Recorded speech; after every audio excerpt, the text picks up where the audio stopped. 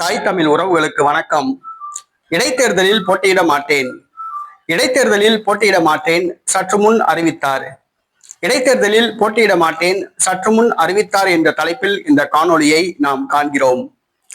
தற்பொழுது தமிழக சட்டசபையில் 5 தொகுதிகள் காலியாக உள்ளன.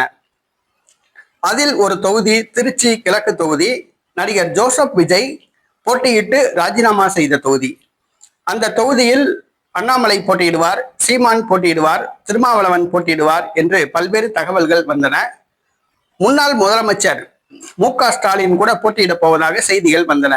தற்பொழுது விடுதலை சிறுத்தை கட்சி தலைவர் தொல் திருமாவளவன் அவர்கள் தான் திருச்சி கிழக்கு இடைத்தேர்தலில் போட்டியிடப் போவது இல்லை என்று அறிவித்துள்ளார்.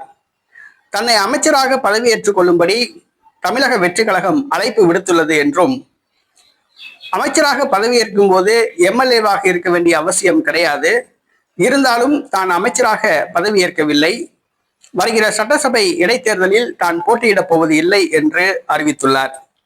அவர் ஏற்கனவே சிதம்பரம் தொகுதி பாராளுமன்ற உறுப்பினராக உள்ளார் என்பது குறிப்பிடத்தக்கது. திருச்சி கிழக்கு இடைத்தேர்தலில் தமிழக வெற்றி கழகம் போட்டியிடுகிறது. அதில் யார் போட்டியிடப் போகிறார் என்பதுதான் கேள்விக்குறியாக உள்ளது.